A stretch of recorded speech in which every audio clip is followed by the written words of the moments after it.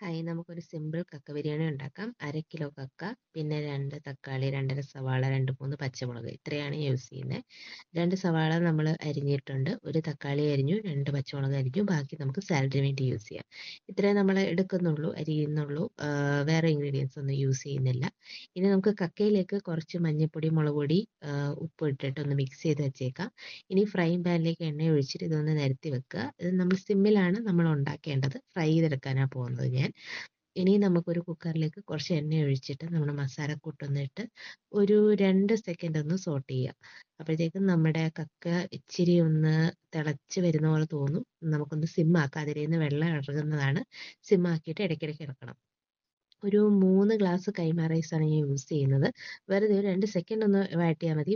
അങ്ങല്ലാതെ വഴറ്റണ്ട. ഇതിലേക്ക് നമ്മൾ വെള്ളം ഒഴിച്ചു കൊടുക്കണം. 4 1/2 ഗ്ലാസ് ചൂടുവെള്ളമാണ് ഒഴിക്കേണ്ടത്. 1 ഗ്ലാസ് കൈമയ്ക്ക് 1 1/2 ഗ്ലാസ് വെള്ളം എന്നാണ് കണക്ക്. വെറുതെ ഒന്ന് മിക്സ് ചെയ്യുക, ഉപ്പിടുക, അടച്ചു വെക്കുക. അടച്ചു വെച്ചതിന് ശേഷം ഇതെല്ലാം ഹൈ ഫ്ലെയിമിലാണ് നമ്മൾ ചെയ്യുന്നത്. കക്ക നമ്മൾ ചെയ്യുന്നത് ലോ ഫ്ലെയിമിൽ.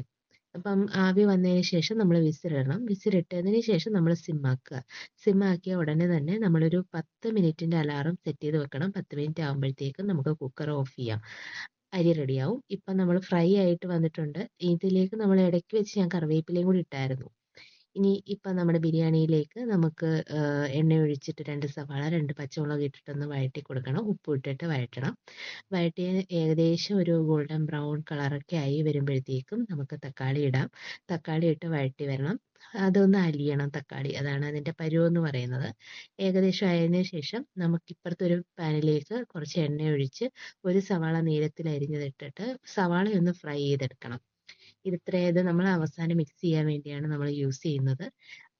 ഈ സമയത്ത് അപ്പുറത്ത് ഏകദേശം മസാല ഒന്ന് റെഡി ആയിട്ട് ഇരിപ്പുണ്ട്. അപ്പം ഇതിലേക്ക് നമ്മൾ കക്ക ഫ്രൈ ചെയ്തതും കൂടി ഇട്ട് നമ്മളൊന്ന് മിക്സ് ചെയ്തെടുക്കണം.